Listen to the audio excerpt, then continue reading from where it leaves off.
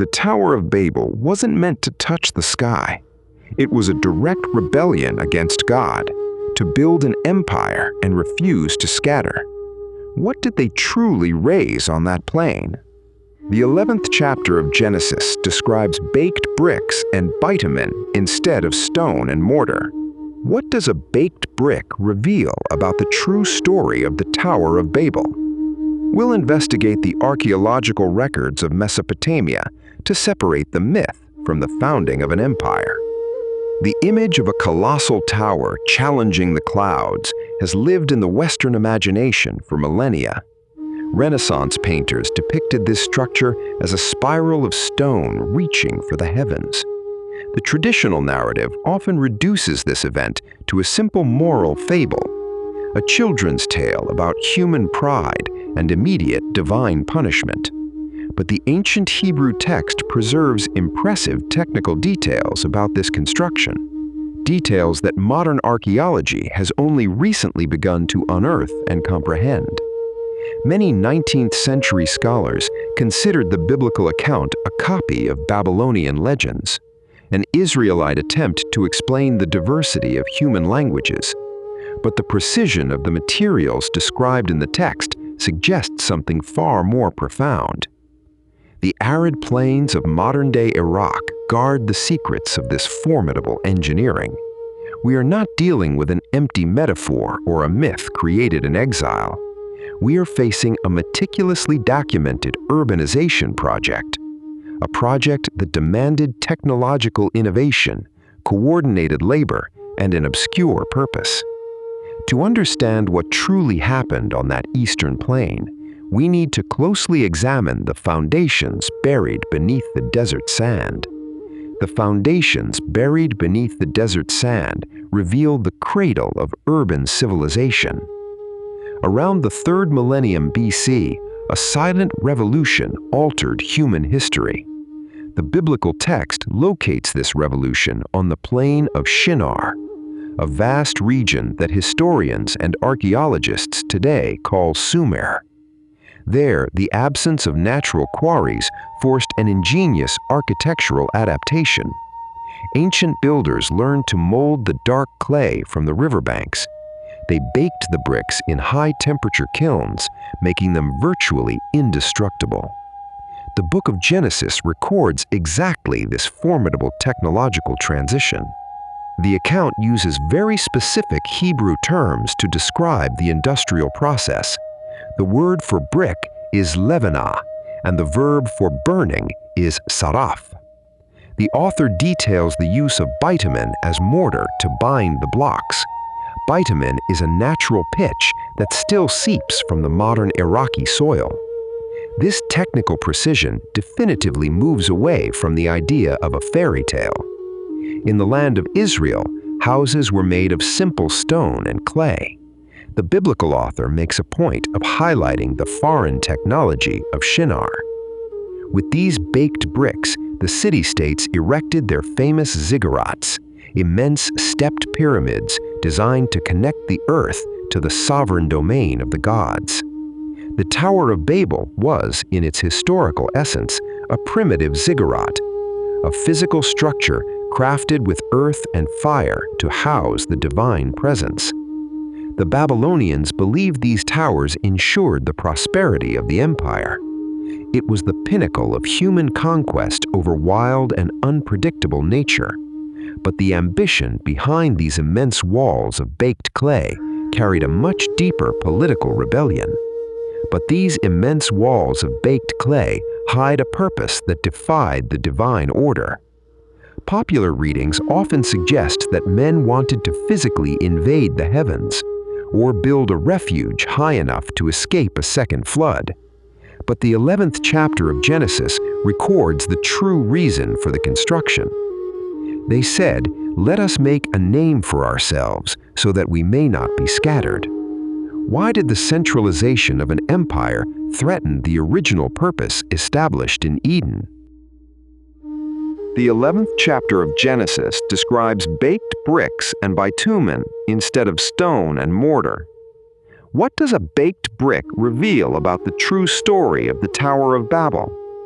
We'll investigate the archaeological records of Mesopotamia to separate the myth from the founding of an empire. The image of a colossal tower challenging the clouds has lived in the Western imagination for millennia. Renaissance painters depicted this structure as a spiral of stone reaching for the heavens.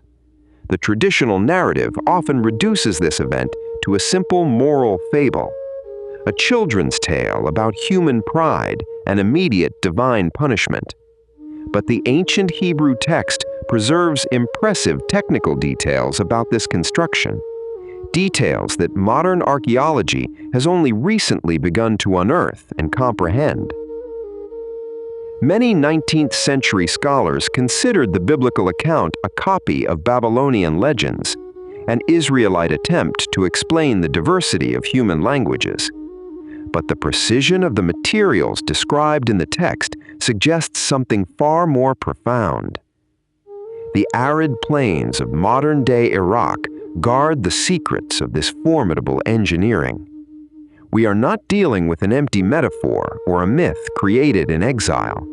We are facing a meticulously documented urbanization project, a project that demanded technology. The original command given to Adam and later renewed to Noah was clear. They were to be fruitful, multiply, and fill the entire expanse of the earth. Humanity was called to spread out and cultivate the whole world. Babel represents the absolute and deliberate refusal of this expansive calling. The tower was the gravitational center of a totalitarian empire project, a monumental effort to keep all human beings in the same place. They wanted to live under the same culture, under the same deified authority. The Hebrew word for name used in the original text is Shem.